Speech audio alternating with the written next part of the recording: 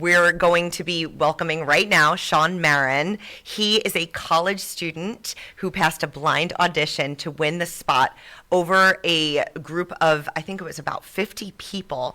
And he's here with us in studio this morning. Good morning, Sean. Morning, Sean. Good morning. It's great to be here. Well, we appreciate it. I'm so excited that you're here for a number of reasons, but the biggest thing that we'll get to is this blind audition that I didn't even know was a thing, but we'll get there in a minute. To start, tell us about yourself. How old are you? Where do you come from? And how have you gotten into the position that you're in with the flute? Sure, yeah. So I'm 21 years old. I'm currently a senior at the Eastman School of Music. I'm originally from Ridgewood, New Jersey, so in northern New Jersey, pretty close to New York City. I started the flute in 5th grade in my school's instrumental music program, so I'm very thankful to all public school music programs. They really create the next generation of all classical musicians. Yeah, It's I agree. very important. So I started there. I started in 5th grade, and I pretty instantly got hooked. Started doing youth orchestras and a bunch of extracurricular music things. In high school, I joined the Juilliard pre-college program, so I would go into the city every Saturday, and I would have orchestra, chamber music, lessons, music theory. So it was some pretty intense training, and that helped me so much. So what is it that you said you got hooked on the flute. Sure. What was it that got you hooked? You know, I'm still not sure about that. It's just, I had never done anything remotely similar to playing an instrument. I'd played the recorder the year before and, Sure. elementary school music class, and that was fine. But, I think it was different because looking back, I had always really loved music, but I'm not sure singing was really my thing. So enough. this felt just comfortable enough to really, I guess, say all the things I wanted to say. So you don't know why you got hooked, but you definitely did, and you were obviously really successful. And again, we'll get to that in a moment. But first, what did that look like for you in high school when you were you took on this instrument, you got really serious about it? So how was that in high school? Did you practice, several hours a day, or what did it look like? I would try to, yeah. I think in high school, if it was a good day, I would, 2 hours a day, sometimes 3 was, that was great. And you were happy to do that. Oh, yeah. No, so, a lot of people will, a lot of people have the picture in their head of their parents, forcing them to practice. My parents were like, it's 11 p.m. Stop. Oh, okay. Opposite. Yeah, so But they you would had give to, up your Saturdays as well, it sounds like, to go into the city to Yeah. Yeah, Juilliard. well, there you go. See, that's the thing for me. It wasn't giving up my Saturdays. So my Right. week You really look forward revolved to it. around going loved there. it. It was the best. It really was the best. What made you choose Eastman School? Sure, yeah. So the Eastman School of Music has and the flute have been, really, really close since probably the 1950s. So it's been an absolute honor and pleasure to study with my teacher, Benita Boyd. So she's had generations of students, and it's been a real pleasure to study with her. And also, it was a great opportunity. For the first 3 years of my degree, I was actually a dual degree student at the University of Rochester. So I was also a math major. Oh. So I was very busy. Yeah. And then once I won the job in the RPI, I had to drop that. But I guess that's So- a perfect way to transition into how you got into the orchestra. Sure, So sure. the blind audition, take us through it. Yeah, absolutely. it must have been so nerve-wracking for you. It's definitely it's very different than really anything I've ever experienced before. It's and it's a very good system. So the reason these auditions are blind is to eliminate any bias from the side of the They could committee. have said, "Oh, this kid's too young." Yeah. Right? Sure. Could have been. Yeah, so they started doing that, I think it might have been in the 1950s, and almost wow. immediately you started to see more women getting hired in orchestras. Wow. I and love that. So just eliminating any kind of bias from the committee that, therefore, they're only judging on musicality, to the extent that some auditions, they'll even roll out a carpet so people don't hear the sound of high heels. Okay, so it is a live audition, Yes. not recorded, but you're you're behind a curtain or another room. Yeah, so it's a big screen. my audition was at Nazareth College in their big performance hall. Okay. Oftentimes it'll be in the concert hall where the orchestra performs. Sure. Or, if it's a big audition and they can't get the space for, that amount of time, they'll have maybe the first couple of rounds in a smaller room, and then in maybe the final round they go to the larger So space. the judges don't see you till after the final round, and then is there like a big reveal? In a way, yeah. So it's a case-by-case thing. So for me, there was a preliminary round, a semifinal round, and then a final round. And then after that, at that point, there were about 4 flutists left. Yikes. And then they had what's called a super final round where, they just have another round. Yeah. Where at that point, you sight read some chamber music with members of the orchestra to see how you interact with read other music, people. yeah. Yeah, and just, how you interact with other people. Yeah. Which is definitely an important skill. Is it blind at that point still? Well, it depends. At that point, they had taken down the screen, but also at that point, they said that they only wanted to hear me after the final round. So Oh. I was the only candidate left when the screen came down.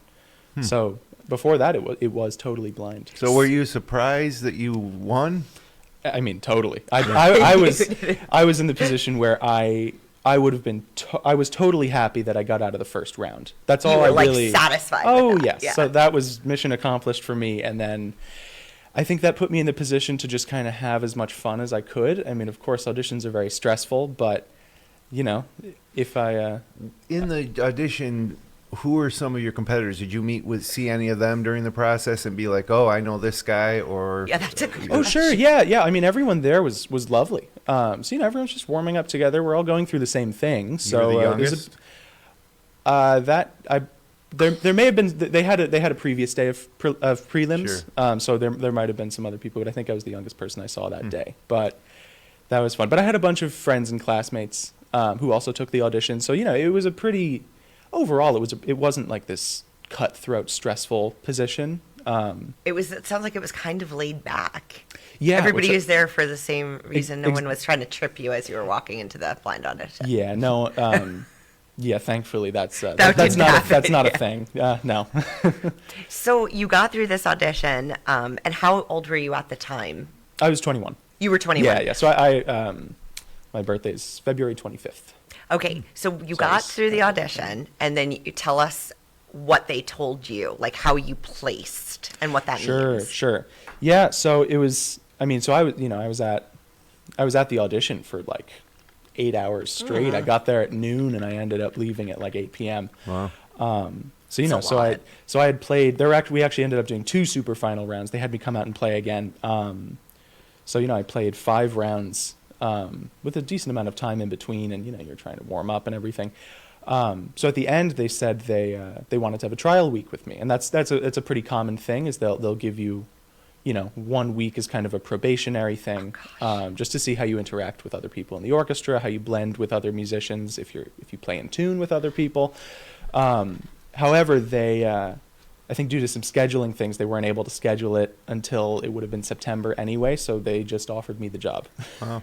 So the new season's coming up. So I assume you've been practicing with the full orchestra. Oh yeah, so we've had our full season so far. Okay. We follow kind of the academic calendar. So You've we actually kinda- had some performances. Oh yeah, I've been playing pretty much weekly with them since September. Oh, So wow. they're unveiling the next season. Yes, that's coming next month. I believe we're going to interview the maestro next month Oh, about fantastic. that. Yeah, He's great. So tell us. I mean, I know you can't really tell us, but tell us what that means. Oh, about the next season? Yeah. Yes. Oh yeah, so that's just announcing planned concerts for next year if we're doing any big pieces. And especially for next season, it's going to be very important because it'll be the RPO's centennial. Oh, great. Yeah, That'd be a fun so, thing to be a part of. Yeah. I know it was a really The time very is- fortunate time to join the orchestra. So I'm very excited. That is exciting. And now the Rochester Philharmonic Orchestra. Tell us maybe something that we don't know. I mean, it brings in people from all over the region, from our region. People go there. What don't people know about it, and why should people be interested in what you guys are doing? Sure. Yeah. So perhaps one of the biggest, I guess, surprises, because this is my first job in a professional orchestra. Sure. So I expected it to kind of be very, very fancy, very like Yep. very high strung, very of course, amazing, but also, pretty stressful. But then getting there, it was so wonderful and refreshing to see that everyone there they're just normal people. So, And know. you're young to be like, we keep bringing up this concept of young, but I mean, where are you in terms of how young you are in contrast with most of What's the the other average people on age it? of- Yeah. Yeah. Well, the average age, I mean, there's a pretty big age range. Okay. So there are people in their 20s and people in their 70s who play in the orchestra. So I think I'm one of the youngest, if not the youngest. I think I'm the youngest full-time member of the orchestra. See, that's so Which is that's such an accomplishment. it's so wonderful to play with them. They sound so good. So it's really an honor to be a part of that. Does this count towards, do you get like extra credits at Eastman? No, I don't. Oh, No, so it's real, but it certainly is a good resume builder, which leads me to the Sure. next question is, where do you see your career going after school? Like, Sure, what's your yeah. ultimate goal? Well, my main goal is to play in an orchestra, so I'm There you go. wonderfully happy to be doing that already. So after a couple of years, everyone takes auditions for other things too. I'd love to, do more solo music, more chamber music. So kind of just to do it all. Teach more once I'm out of school. Have more time to have some students. So just to do really everything. So Yeah. that's why I'm so here. exciting! You gonna And play us something? yeah, I think you're gonna play us something, right? I think so. We're gonna have you kind of move over to the other side of the microphone. I think you're gonna stand. Yes. Yes. Yeah, let's do it. What do you have for us? Yes. What do you have? Sure. So I have the beginning of the Mozart Flute Concerto in G major. So this is, one of the most famous pieces for the flute. We're gonna know it.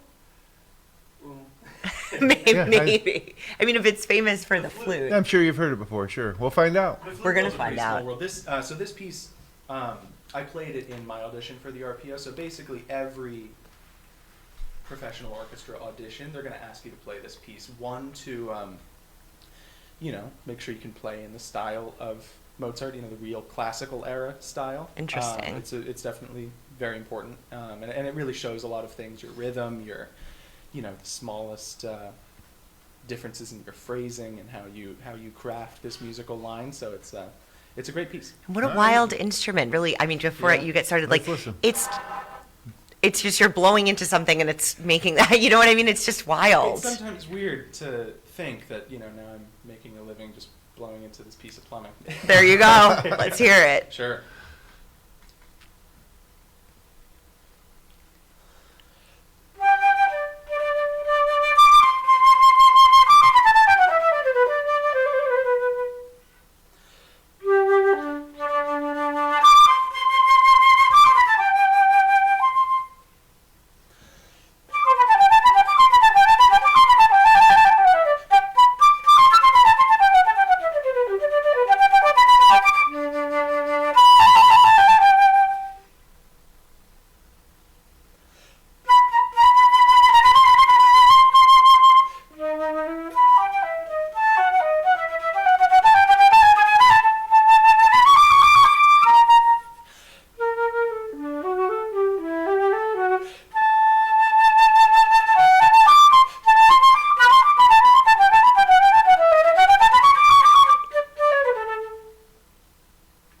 It's great. I have to. Yep. That was amazing. Yeah, fantastic. There is quite a wide range. I think usually the flute's thought of as a higher end on the octave scale, but you hit some low notes there too. Yeah. Absolutely, yes. The flute, so we have a good, I guess almost a 4-octave range.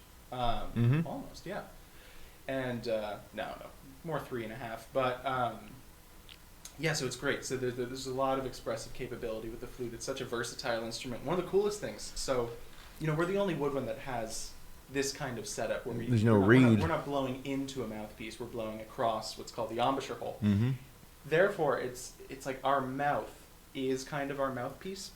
By changing the shape of our mouth, both internally and externally, we can create a whole bunch of sounds, and that has, that's why the flute, it was. It's unique. It's It is. really. Yeah, it's really unique. It is. Like, I How had many no other idea. flutists are in the ensemble with you? Sure, yeah. So in the woodwinds, we have 2 full-time members. for in the woodwind section, and then we have a bunch of extra musicians who also come in for bigger pieces. So in total, the flute section has 3 members. So there's the principal flute. I play. So my position is second flute and piccolo. Okay. So I'm the main. The piccolo being a smaller version. Yeah. So the piccolo is 1 octave higher than the flute. So that is. Yeah, I'm pretty sure that's the highest instrument in the orchestra. So you have some great moments of, kind of just riding the wave in a piece. There's only 3 people in the flute section? Yeah, so unlike, like a high school band or something where you'd see a lot of flutes and clarinets, woodwinds are very lucky in that being in an orchestra as a woodwind player, it's a lot more soloistic than being a string player. On the other side, we don't have the vast repertoire that string quartets have. So it's a bit of a trade-off. Yeah. So orchestras, in a way, kind of our big thing, and of course it is for the strings too. It's every chair in the orchestra has its unique challenges and payoffs. For my final question, why should people want to come see you and participate and come see the orchestra, the Rochester Philharmonic Orchestra?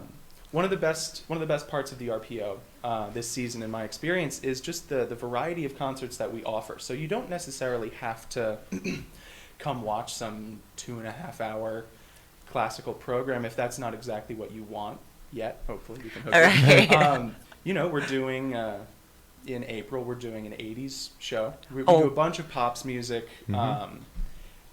So there are a bunch of pops concerts. We do some movies in concert, and it's a really wonderful way to use the orchestra to engage the public. So. Yeah, it's a good way to get people kind of an entry level into the world of classical music and orchestra music. But to me, it's amazing to see all the people involved in an orchestra on the same page, working with the conductor to put forth something live and unique and usually moving. Yeah, that energy is. I've never found it anywhere else, to have so many people concentrated on this single goal, but at the same time, there are so many different avenues on how to actually achieve that goal, because in a big symphony, the first violin part is going to be pretty different than the piccolo part. So we all complement each other. So it's a great ensemble to play in. Well, we appreciate you taking the time. Yes, good luck thank you. With the rest of the season, next season, and your career. Really accomplished a lot at the age of 21, and that was some mighty fine fluting. It was. It totally was. Thank you so much for having me. It was a pleasure. Well, when we return, we'll take a look at today's top